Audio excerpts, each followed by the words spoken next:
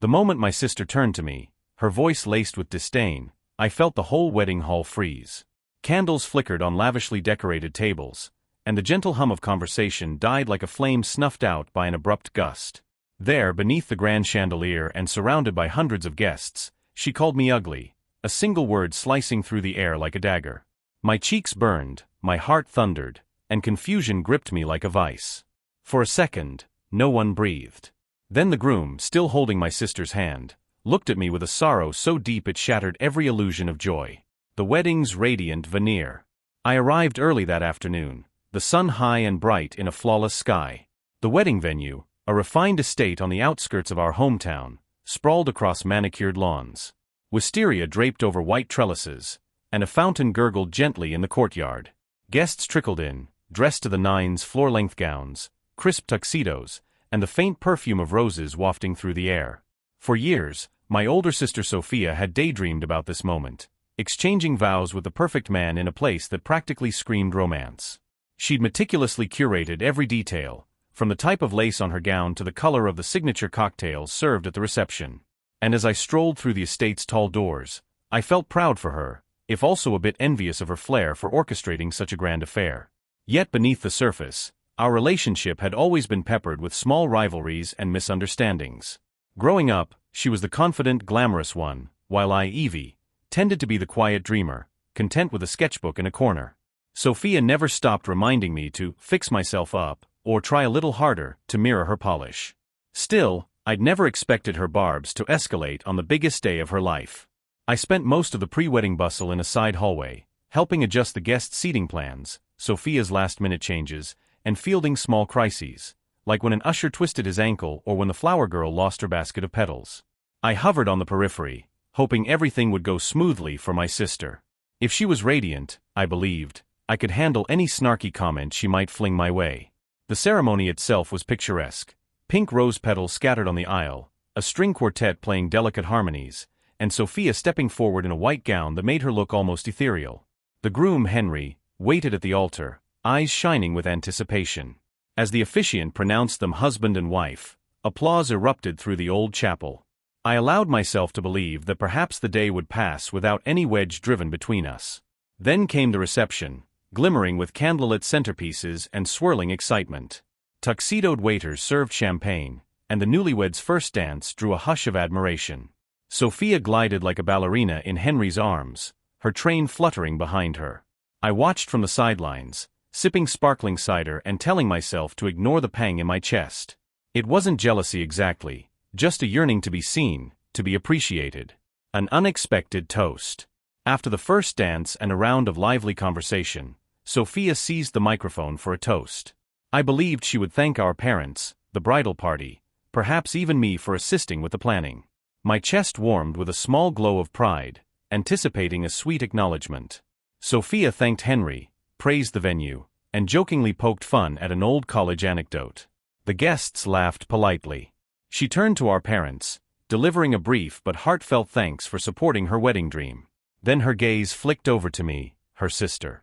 I read something unreadable behind her eyes, like calculation or unresolved anger. "I'd like to mention my sister Evie," she said, voice lifting across the hush. "She's always been, well, let's say, unconventional in her style. But I'm glad she's here anyway." A prickle of unease ran through me.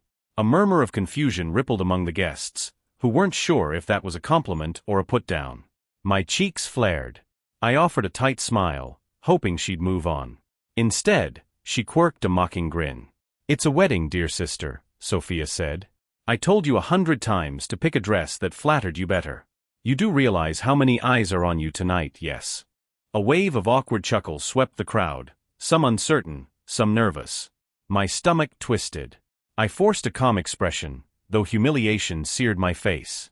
Sophia laughed lightly, as if it were harmless banter. "Well, I guess not everyone can manage to look stunning.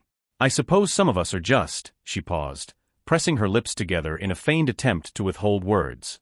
Then, with a cruel glint in her eye, she finished, "ugly," and let the microphone's echo carry the insult. The crowd's gasp. Silence. My ears roared with blood pounding. For a moment, no one moved. The humiliating words seemed to tremble in the air, overshadowing the flicker of candles and the tinkle of dinnerware. I felt my cheeks burn hotter, tears threatening to surge. The hush became so profound that I could hear my own racing heartbeat. Why would she do this? On her wedding day, in front of all these people?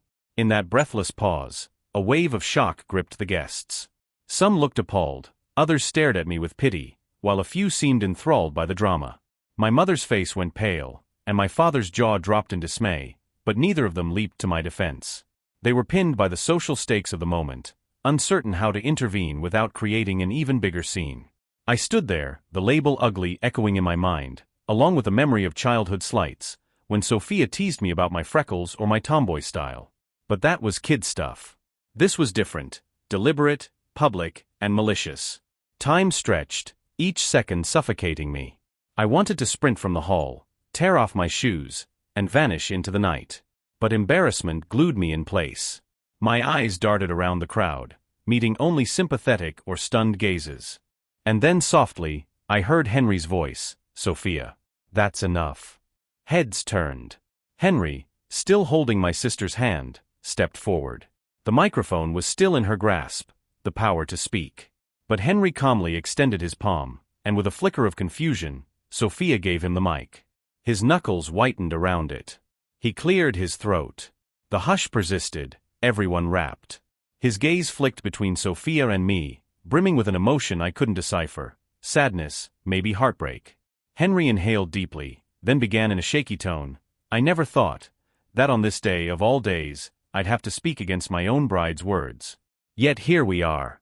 A hush of curiosity and dread slid through the onlookers. Sophia tensed, confusion twisting her features. "This is supposed to be a celebration," Henry continued, voice faltering a bit. "A celebration of love and family. But what I've just witnessed," he paused, voice breaking. "I need to say something." I braced myself, uncertain whether he was about to condemn me further or console me.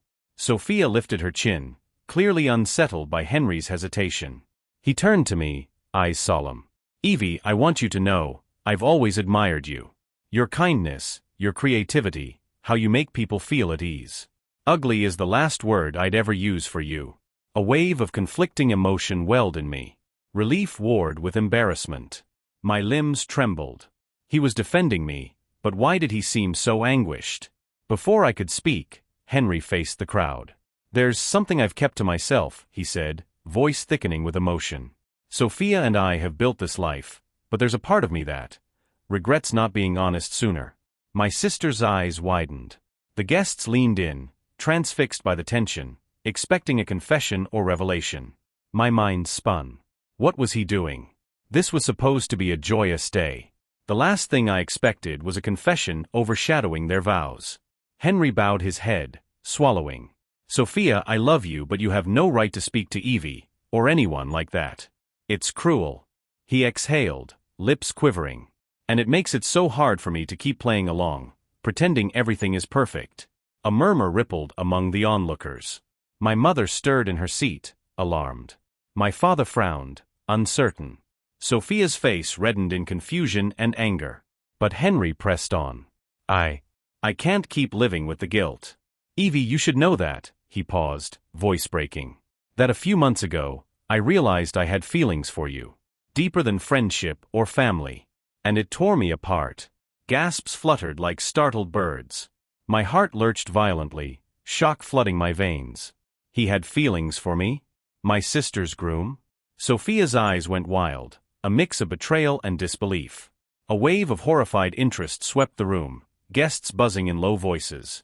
I just stood there, stunned to my core, my breath shallow. Henry closed his eyes, as though releasing a burden that had pressed on him for far too long. Chaos unleashed.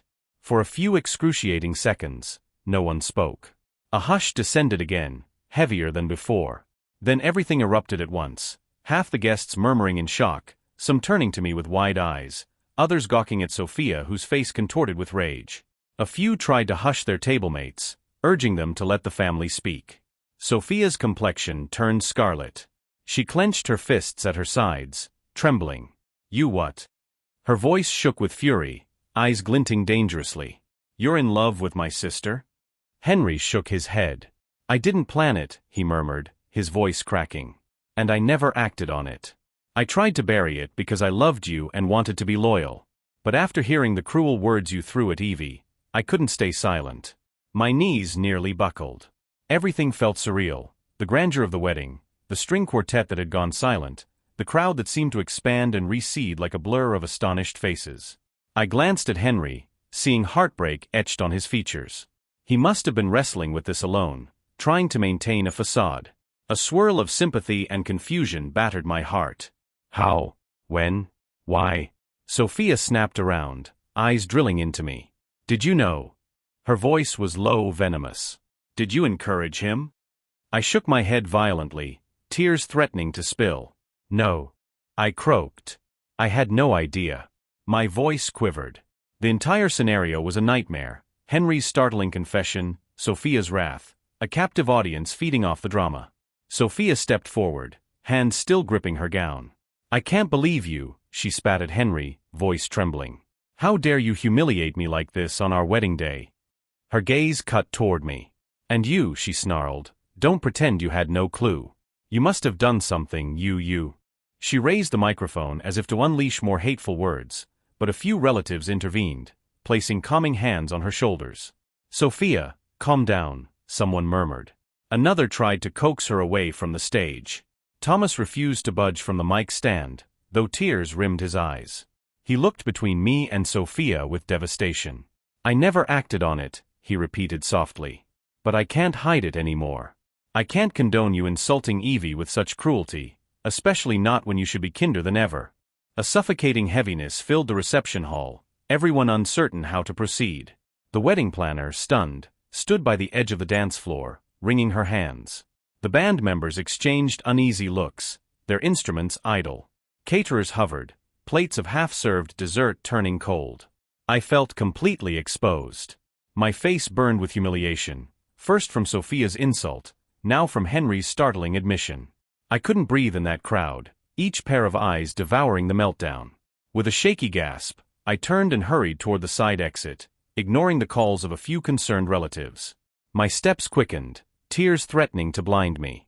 I needed air, space, anywhere but here. I practically burst onto the estate's garden terrace. The night air struck me, cooling my flaming cheeks. A cluster of potted hydrangeas stood near a wooden bench, illuminated by subtle fairy lights. My chest heaved as I gulped the crisp air, trying to steady myself. My mind spun. Henry had feelings for me? How long?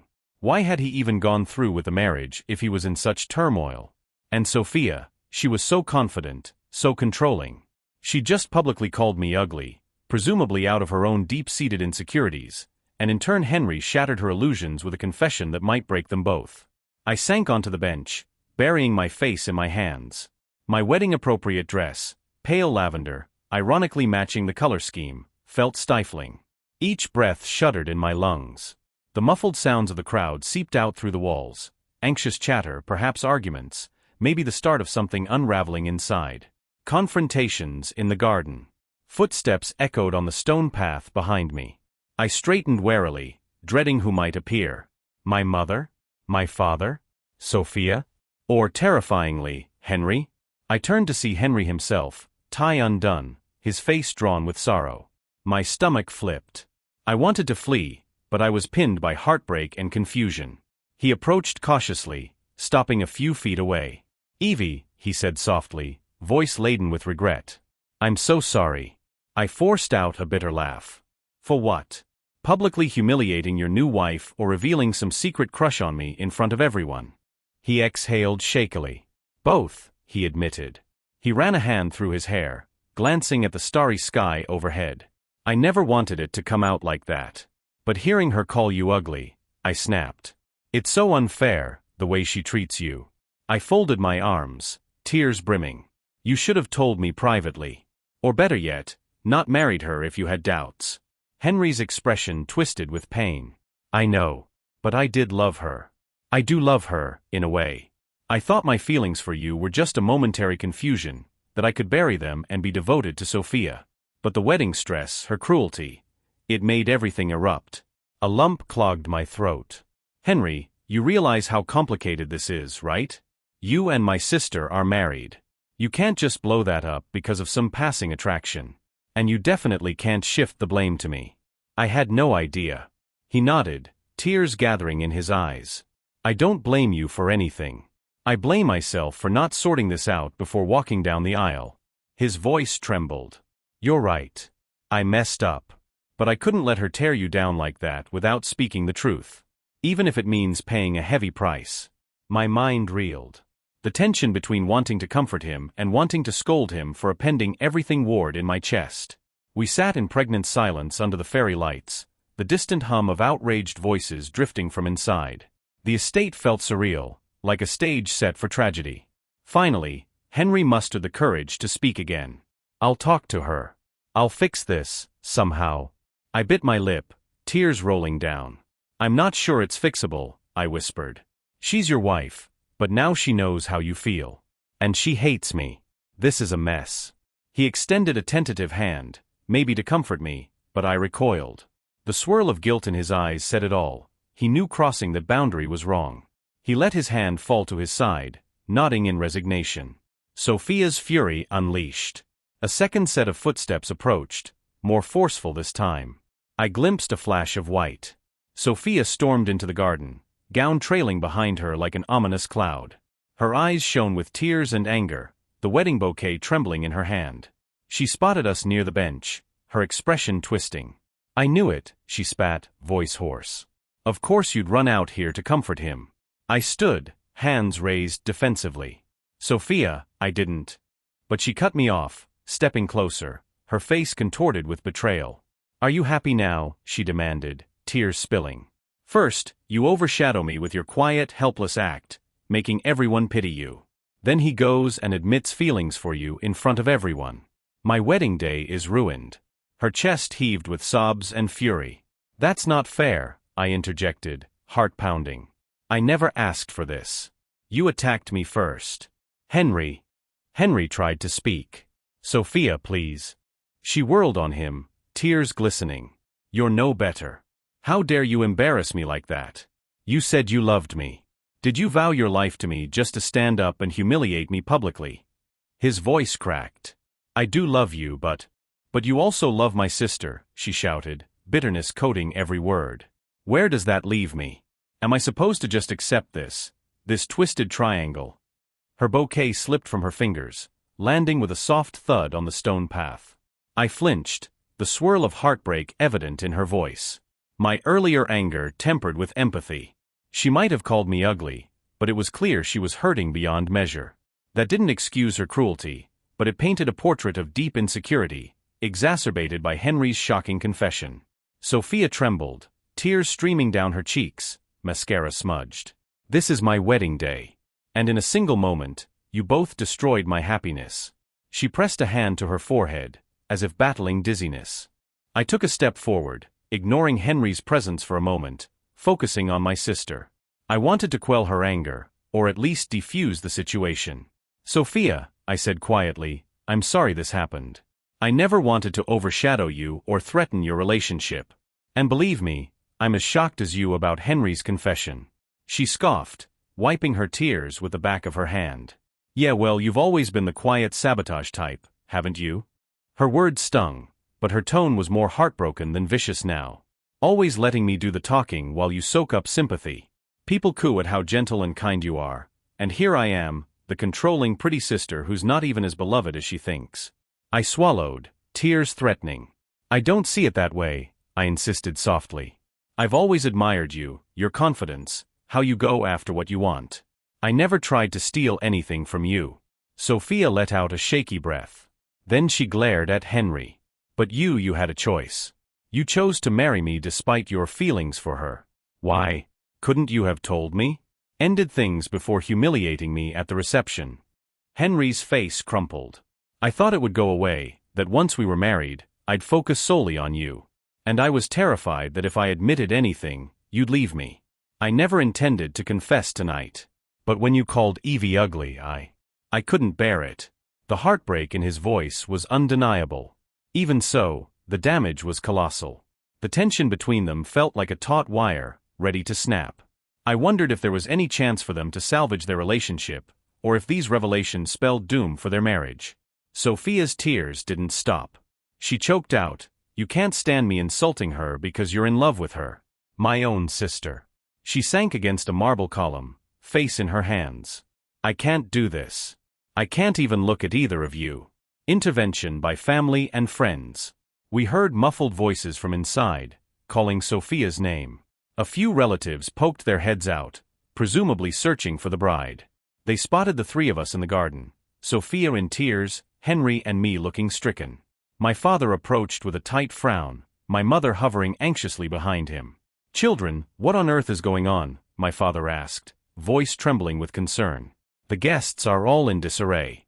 We need to settle this." Sophia let out a bitter laugh, tears continuing. "Settle this? Dad, there is no settle this. My brand new husband just told everyone he's in love with my sister. You figure out how to salvage the wedding." My father's eyes bulged in shock. "He what?" He swung his gaze to Henry, who looked away, ashamed. My mother clasped her hands to her mouth, stifling a horrified gasp. A handful of other family members gathered behind them, quiet, uncertain whether to intervene. The tension was palpable. The hush broke only by Sophia's soft sobs. I could barely stand the guilt. I wanted to vanish into the night. Finally, my mother stepped forward, placing a tentative hand on Sophia's shoulder. "Sweetheart, let's step inside for a moment. We'll find a private room to talk," she said gently. "We can't just keep the entire guest list waiting out there, confused." Sophia sniffled, shooting me and Henry a glare. "I won't be in the same room with them," she spat. Henry bowed his head, stepping away. I took the cue as well. My father guided Sophia inside, followed by my mother, aiming for some quiet corridor to calm her. The remaining relatives lingered, throwing me concerned glances. I mustered a half-hearted shrug, tears still stinging my eyes. Soon, they too returned inside to help quell the mounting rumor mill. That left Henry and me alone in the garden again, the hush broken only by the soft plop of water from a nearby fountain. The fairy lights overhead flickered, as though uncertain how to illuminate such heartbreak. I felt drained, exhausted. A painful decision. After a moment, I turned to Henry. "You should go to her," I said, voice hoarse. "Try to fix it if you can." He clenched his fists at his sides. "She doesn't want to see me. Did you hear what she said? She can't even look at me." I exhaled shakily. "Give her time. She needs you to at least attempt an explanation, to show remorse for how you handled everything. She's your wife." The final word stung my tongue, a stark reminder of the vow he'd made mere hours ago. Henry stared at the ground, anguish etched in every line of his face. "Yes, she is. But I can't just pretend my feelings for you never existed. This entire situation is impossible. I'm sorry." My tears spilled over at last. "I never wanted this," I whispered.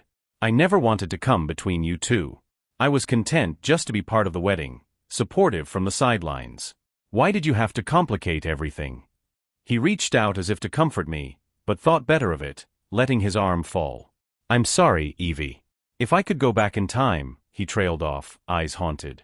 "Look, maybe the best thing is for me to let you go, for me to focus on Sophia. Try to heal what we can. I don't expect forgiveness from either of you." A lump formed in my throat. "Yes," I managed, voice shaking. "Please, fix your marriage if that's what you want. Don't drag me deeper into this mess. I can't handle it." He nodded. "I understand." Then in a hushed voice he added, "But know that I meant it when I said you're not ugly. You're far from it." I had no words, only a hurricane of conflicting emotions.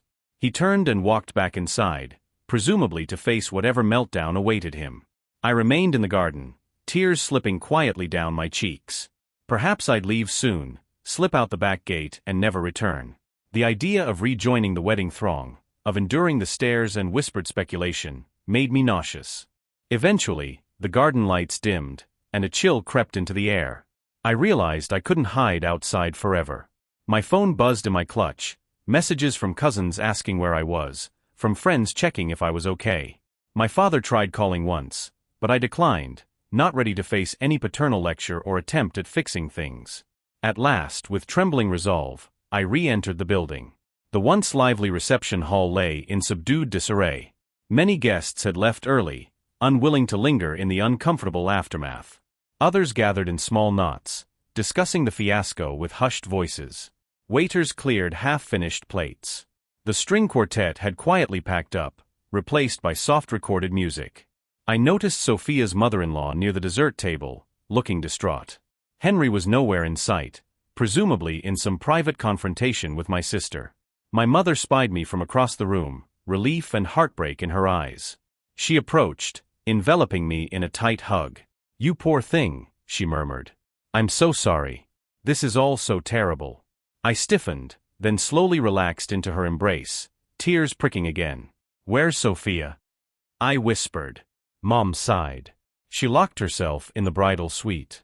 She doesn't want to talk to anyone, not even Henry. I think he's trying to talk her down through the door. She's furious, humiliated, and she kept repeating how she hates you and him both.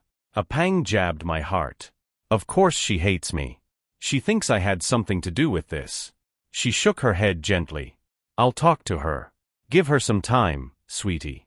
She's hurting, lashing out. This isn't about rational thinking. It's raw emotion." I closed my eyes. That single word ugly replayed in my head, but also Henry's heartbreaking revelation. The entire night felt beyond repair. My mother guided me to a quiet corner, offering a glass of water, which I sipped mechanically. The aftermath days. Unsurprisingly, the wedding ended in tatters. Sophia never reappeared in the reception hall, neither did Henry. One of my uncles made a feeble attempt to resume the festivities, but the mood was ruined. Guests trickled out, shaking their heads, some offering me sympathetic pats. Others maintained a polite facade, though curiosity burned in their eyes. I left with my parents, helped them gather personal items, and we drove home in near silence. My mother sniffled occasionally, my father stared at the road with grim tension, and I stared out the window at the passing darkness. My sister's wedding day had become an emotional wreck, leaving all three of us raw and grieving. Over the next few days, rumors flew. Extended family gossiped about how the bride publicly insulted her sister, and the groom revealed feelings for said sister. The story spread, painting me in various lights. Some pitted me as the insulted sibling, others suspected I'd stolen the groom's heart. My phone buzzed nonstop with texts from acquaintances wanting the inside scoop. It was mortifying. Sophia remained unreachable. She refused calls from me, blocked me on social media. My mother tried visiting her, but apparently, Sophia was either out or ignoring the door. Henry's messages went unanswered too. The bride had retreated, leaving a smoldering wreck of a marriage that might have ended before it truly began. I felt torn, guilt for the inadvertent role I played, relief that Henry had at least tried to correct Sophia's cruelty, but also heartbreak that it came at such a cost. My father quietly suggested that I give my sister space. So I waited day after day, wondering if she'd ever forgive me, or if I'd done anything that required her forgiveness at all. An unlikely reunion. About 2 weeks later, I received a text from Henry. "Evie, I know you probably don't want to see me, but I have news. Sophia is staying at a friend's place. She's agreed to talk if we both come. Will you do this for me, for us?" My initial reaction was revulsion. After that catastrophic wedding day, seeing them both again felt nightmarish. But I also longed for closure. If there was a chance to salvage even a civil relationship with my sister, maybe I had to face them. With a trembling heart, I replied that I'd go. Henry picked me up in his car, a subdued, awkward journey, both of us too weighed down by memory to make small talk. His eyes were bloodshot, as if from many sleepless nights. We pulled up to a modest house with a neat lawn. My sister's best friend, Carla, greeted us at the door, eyebrows knitted with concern. She led us to the living room where Sophia sat on a floral couch, arms folded, eyes puffy and red from crying. The tension crackled. Henry and I both took seats on a love seat across from her. Carla lingered in the doorway, presumably to mediate if things turned violent or hateful. Silence hung, every breath a potential spark. Finally, Sophia spoke, voice raw. "Why are you here?" She aimed this at Henry, but a flicker of anger also aimed at me. Henry cleared his throat. "You said you'd talk," he murmured. "I want to see how you are, and if there's any hope for us." Her lips twisted. "You think we can fix this? After you humiliated me in front of everyone? After you admitted you love my sister?" He flinched, guilt plain on his face. I I regret how it came out. I never intended to do that. But the feelings were real, and your cruelty toward Evie triggered me. That said, I made vows to you, and I meant them. Sophia's gaze slid to me. And you? Are you too a thing now? My chest constricted. No. I blurted. I've had no contact with Henry since that night, aside from a message about coming here. I don't want him, Sophia. He's your husband. I just want to mend things between us, if possible. She stared, eyes brimming. Carla quietly slipped into an adjacent room, perhaps giving us privacy. Another hush settled, thick with tension. Then Sophia exhaled, tears slipping down her cheeks. I was so jealous. Everything about that day, the pressure, the demands, the idea that people might admire you more than me, it got to my head. And calling you ugly, she bowed her head. I shouldn't have. It was mean. I was just desperate to knock you down so I could feel secure. Emotion swelled in my chest. It hurt, I whispered, tears in my own eyes. I've always looked up to you, even though you teased me for not being as stylish. But that day, it felt like you hated me. Sophia wiped her tears. I didn't. I was insecure. Then Henry's confession made everything worse. I felt betrayed, like everyone in my life would rather have you than me. Henry shifted, leaning forward. Sophia, that's not true. I do love you. I was confused about Evie, but that confusion doesn't negate my love for you. I was just too cowardly to handle it earlier. Sophia sniffled, voice trembling. So what do we do now? It was impossible to erase the wedding fiasco from memory. But in that living room, with all three of us raw and honest, we found a tiny glimmer of hope. I admitted the shock I felt, how I'd never reciprocated any romantic feelings for Henry. He vowed to confront his confusion, possibly seeking therapy to understand how he let such emotions simmer unaddressed. And Sophia confessed the deep envy she'd harbored for me, ironically reversed from my own envy of her confidence. After hours of tearful discussion, we reached no perfect solution but agreed on certain steps. Henry and Sophia would seek counseling to see if they could salvage their marriage, though the betrayal weighed heavily. Sophia apologized for calling me ugly and promised to talk with me more often, bridging the gap that had grown between us. I told her I forgave her for the sake of our bond, though trust would take time to rebuild. By the time we left, dawn painted the sky in pale hues. I felt emotionally drained, but at least I wasn't alone in the devastation. Henry gave me a ride back, driving in silence, each of us lost in thought. Before I stepped out of his car, he caught my hand gently. For what it's worth, he said, voice thick, I truly am sorry. I never wanted to make you or Sophia suffer. I offered a weak smile, tears brimming. I know, I whispered. But we all did suffer. Let's do better. He nodded, letting me go. I walked inside my home, my heart heavy but not hopeless. Epilogue. Healing over time. In the weeks and months that followed, I watched from a cautious distance as Sophia and Henry tried to reconstruct their marriage. They attended therapy sessions, learning to communicate openly and address insecurities. Sometimes they fought, sometimes they took breaks from each other, but they kept at it. I remained on the sidelines, focusing on my own life, my art, my friendships, my well-being. Sophia and I spoke occasionally, usually short phone calls or coffee meets, gradually lengthening as the tension eased. She apologized more than once for that dreadful wedding day.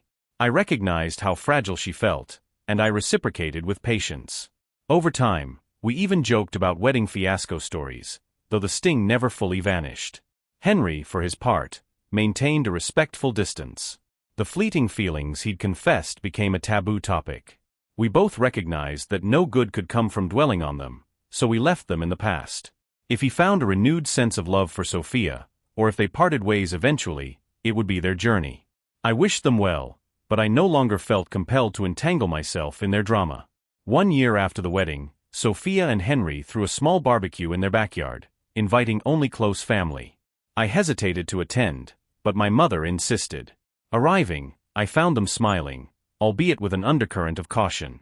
The tension lingered, but it was overshadowed by an earnest effort at normalcy. We joked about trivial topics. We admired the grilled food. When night fell, we lit sparklers, timidly acknowledging how far we'd come from that catastrophic wedding night. At one point, Sophia pulled me aside, her gaze earnest under the flickering glow of a nearby lantern. Evie, she said quietly, thank you for forgiving me. Thank you for not letting that day define us forever. Tears prickled my eyes. I'm glad we're moving forward. I hate that it happened, but maybe we needed a meltdown to see each other's vulnerabilities. She nodded, hugging me with tentative warmth. You're not ugly. You never were.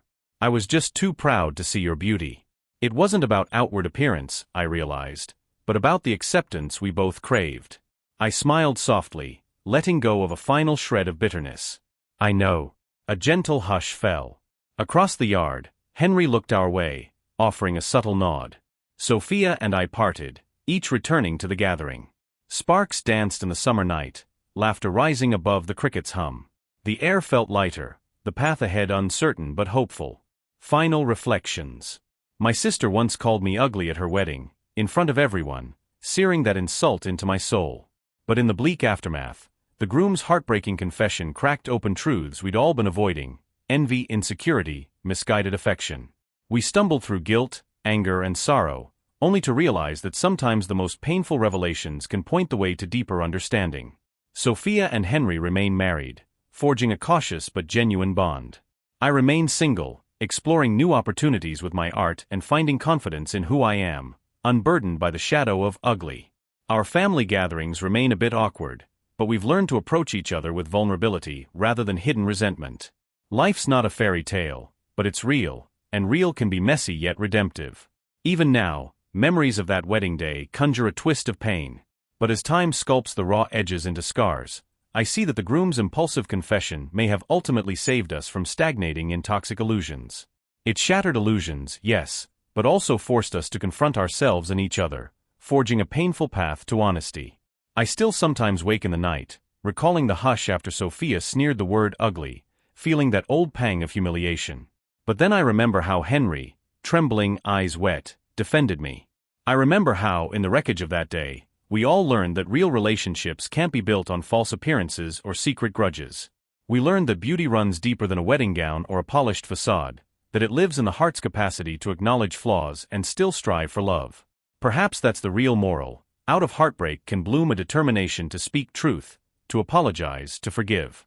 And in forging that path, we may discover that beneath layers of insult, envy, and heartbreak lies a fierce bond, between sisters, family, and even lovers, waiting to be salvaged if we're brave enough to face our own ugliness and step forward into the light.